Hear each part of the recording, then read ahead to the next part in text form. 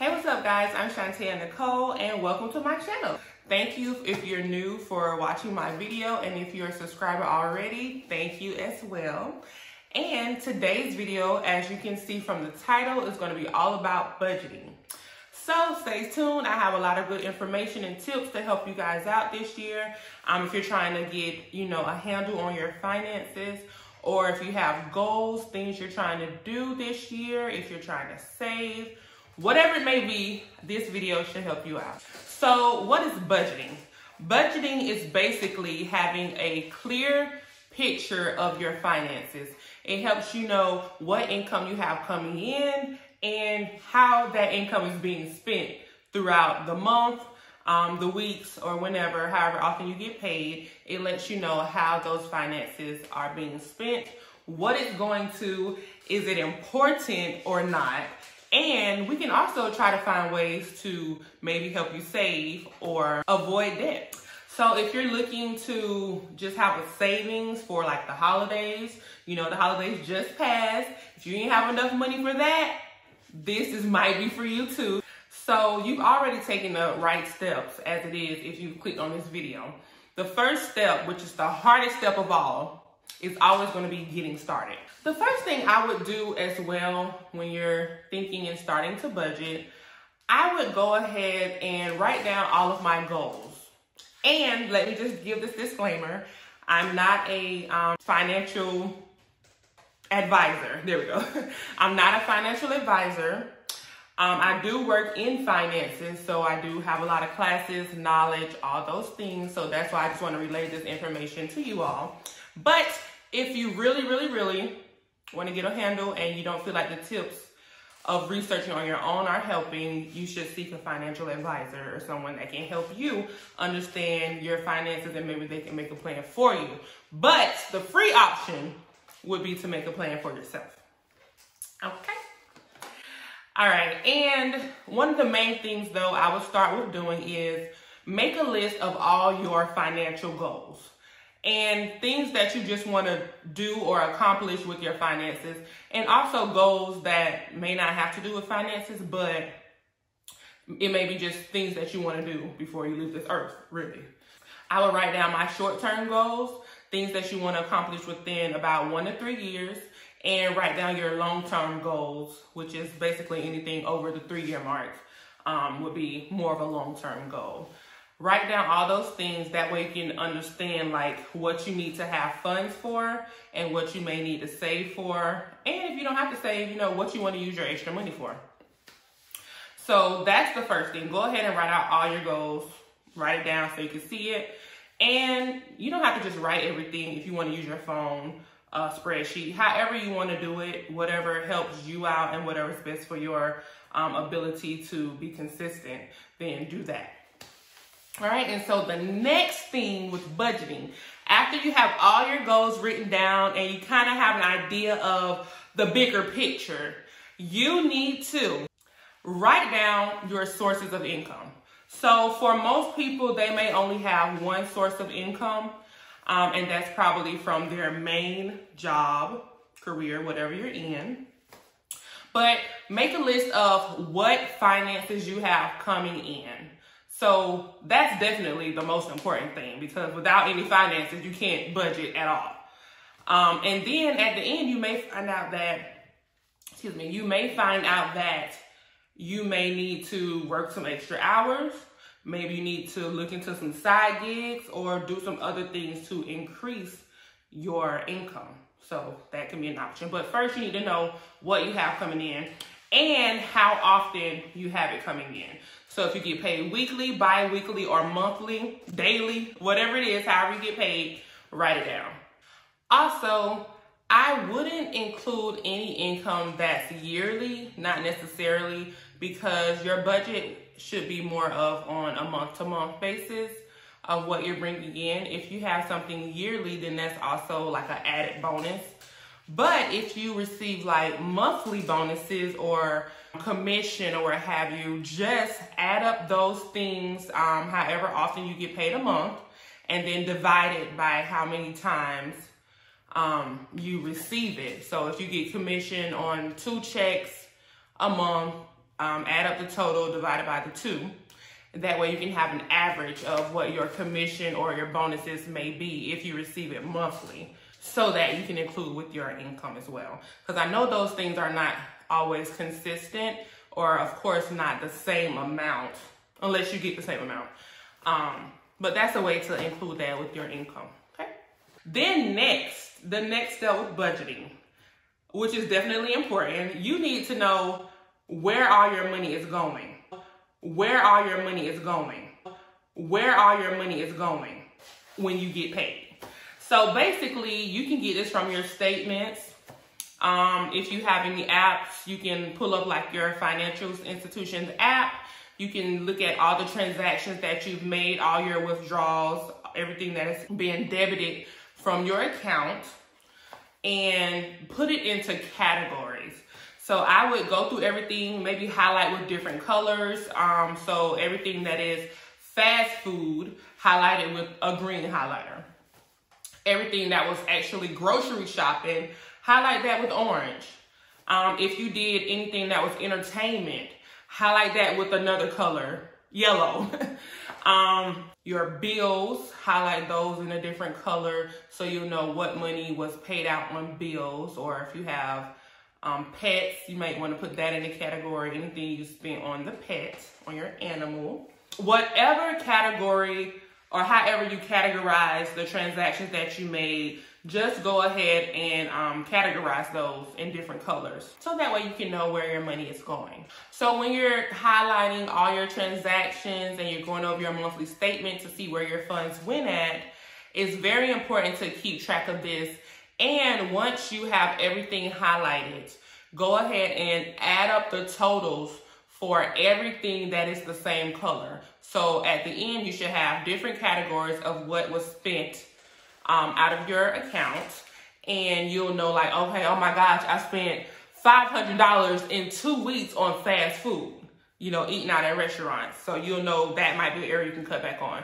But like I only spent $100 on grocery shopping. So I only went to Walmart or Target like 2 times. And then also you could be like, oh my gosh, those Gucci shoes that I bought maybe weren't worth it when I don't have enough to afford some gas for the next 2 weeks. You know what I'm saying? So it's very important to keep track of that. And you don't have to write everything down or highlight everything. There's apps that you can use, and I will name a few later on that you can use. Some of them are free, some of them you have to pay for, but you can link it to your bank account and then it'll categorize it for you, but it'll allow you to change the category. Say if they put something in the wrong category for you, like pet food, they might put it in like regular groceries. You can change and put a category for, you know, just animal care or pet food. So that's good and helpful. Because some people don't like to actually do manual stuff. I like to do manual stuff, like write down everything. I like to highlight, go through stuff. It just helps me to be organized. I like apps, but not really. So I just like to do it myself. But you may be different, so whatever works for everyone. The next step I would do is list out your bills, your monthly bills, in order of the due dates and the amounts. So first, the most important bills you need to list are going to be any fixed bills. So of course, if you have a mortgage or if you rent, that's definitely a fixed bill. Your light bill, you may want to include water bill if it's separate. Anything like, I actually include my cell phone bill with my fixed bills because for me, that's a necessity and it is a fixed payment, a fixed monthly bill. So I include that with my fixed bills. And that may be a luxury for you. So you may want to include that with the variable bills. But also you want to list out your variable bills as well. So that's the things that fluctuate. That's the things that maybe you can cut back on. That's the things that you may can shop around for better prices or you can do without. So those are your variable bills, okay? And another thing that I would do once you list out all your bills that you have and their due dates, you can do what's called a bill calendar. So really you can just use any calendar or a planner that you want. but just use it for like your bills and your due dates of the bills. And then also you can write on there your pay date, so you'll know, okay, I get paid on this Friday, and then the following Monday my cell phone bill is due. So you know you need to have money for your cell phone bill. And then if you only get paid every 2 weeks, if there's any other bill coming up within those 2 weeks, before you get paid, you need to have enough to cover those bills, so you know when they're due. It's always good to have visuals, something to remind you. You can put it somewhere so you can see what you have due and when it's due, and when the next time you get paid to pay that bill. So once you know what your money has been spent on in the past, then it's time for you to make a plan on how you want to budget for the future going forward. Now, whether you do a spreadsheet, whether you use an app, whether you just write down your spending, or whether you save all your receipts, it doesn't matter how you plan on budgeting. The most important thing is that you make a plan to start budgeting. So now I'm going to tell you about 3 different methods on ways that you can budget and ways that you can plan ahead. If you want to take some trips, if you want to are preparing to buy a home, you need down payment, closing costs.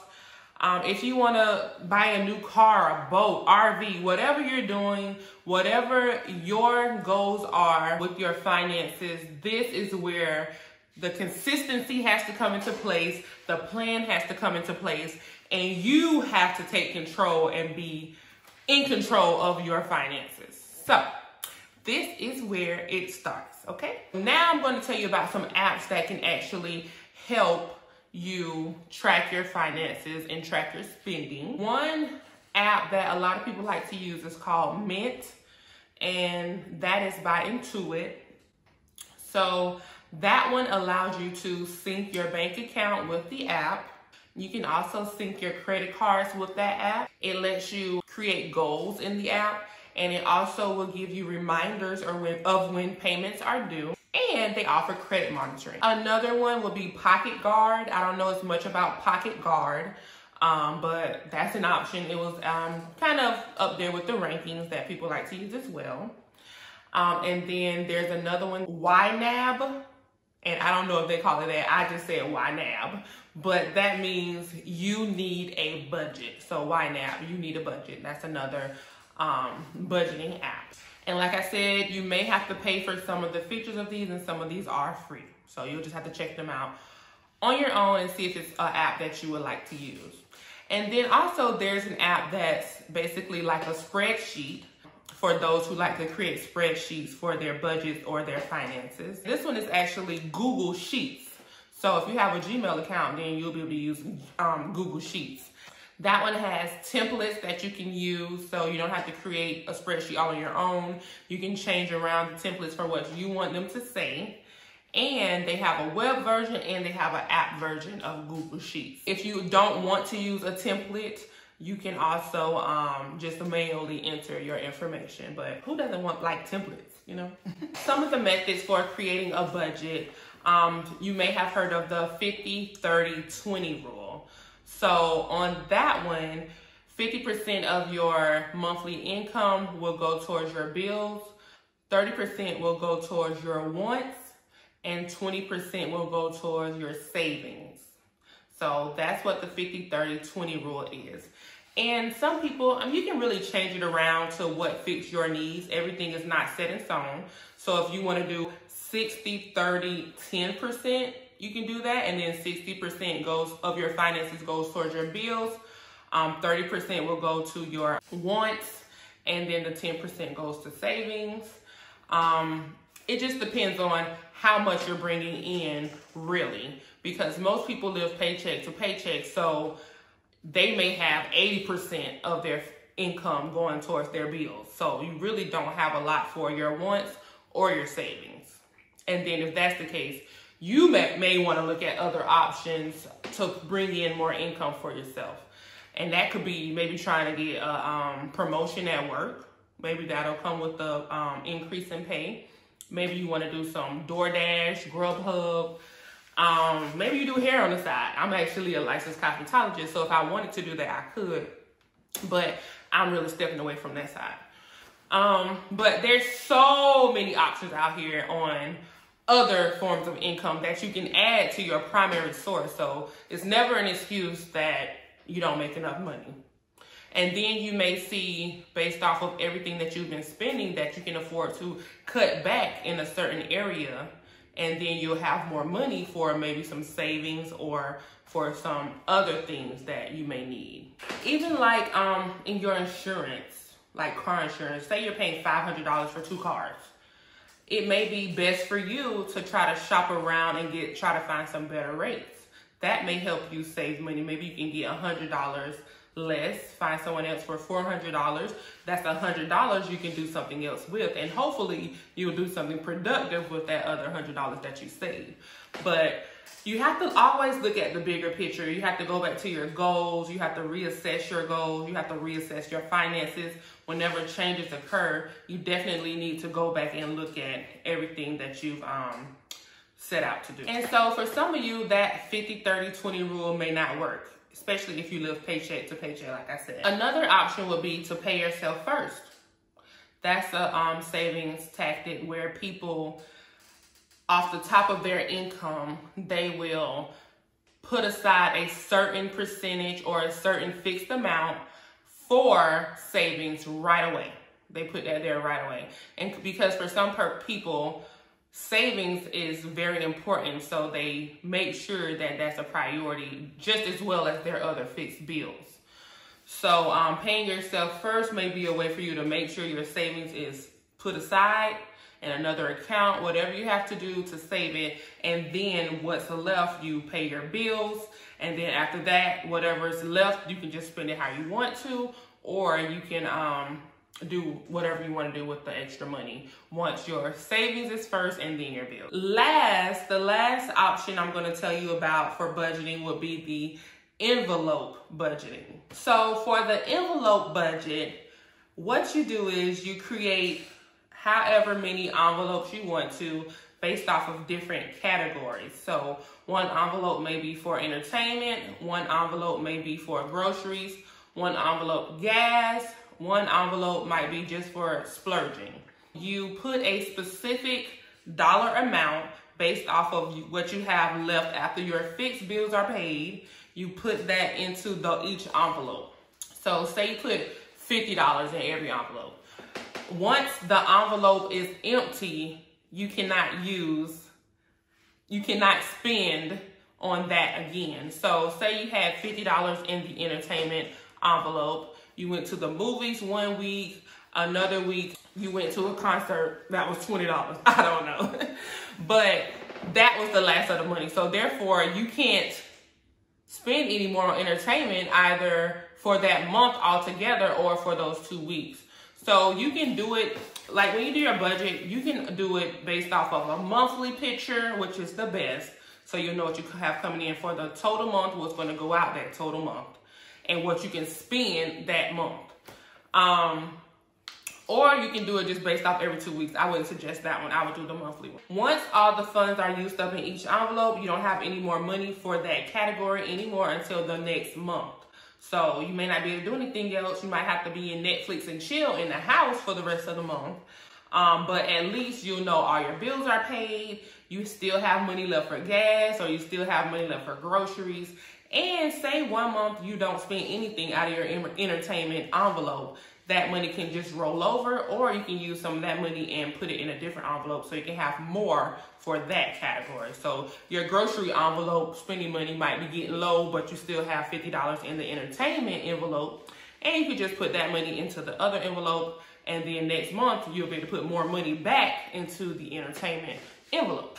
And envelope, it doesn't matter, however you say it. Or if you don't use that money, instead of letting it build up or roll over in your envelope, you can just take it and put it into your savings. So whatever way you want to do it. But the most important thing is you need to know what you have coming in and what needs to go out, important bills, and if you have enough left over, that's what you use to save or for any of your wants that you want. Clothing, whatever it is. If you're in the negative after you do all these things and all of your most important bills can't even get paid, that's definitely not a good sign. You would want to rethink your finances and find other ways to bring money in or to lower your costs that are fixed. You would have to, you know, maybe for some people you might need to move. Maybe you're living above your means. Maybe the house that you live in, the mortgage is too high, or maybe your rent is too high if you stay in like a luxury apartment, high rise or something. Maybe you need to think about moving down to the bottom floors, you know. Maybe the car you're driving, trying to like be all fancy for the world, is not that important as you thought because you can't afford that car note. So life is all about decisions and where you want yourself to be at in the future. You always have to think about your goals. And temporary happiness or temporary luxuries is not all as important as in the long run. So I would rather drive a Nissan Altima than have the Challenger with the Hemi out there. If that means I can afford my bills and I can save, and then when I have enough, I can afford the Challenger with the Hemi that I want. Not me, just saying. But hopefully this helps someone. Hopefully I explained it good enough for you. And hopefully one of those methods can help you save money going forward for your life and help you to budget your finances, because finances is very important. Very, very important. And if you can't have control over your money, how do you expect to control your life? How do you expect to control your kids? Let me stop. But, you know, get a handle on your finances. It's February now, and we have a whole year ahead of us, but you don't have that much time to plan and budget, because before you know it, it'll be July and then December again. So take control of your finances. Get those statements, those transactions, however you have to budget, you need to do that. Okay? We're trying to be paid. And this helps you have good credit as well. Alrighty, so if you have any questions, leave them in the comments. Like, comment, and subscribe to this video for more tips, more information on financing, life, whatever. Just subscribe, and I'll see you in my next video, and thank you for watching. Bye.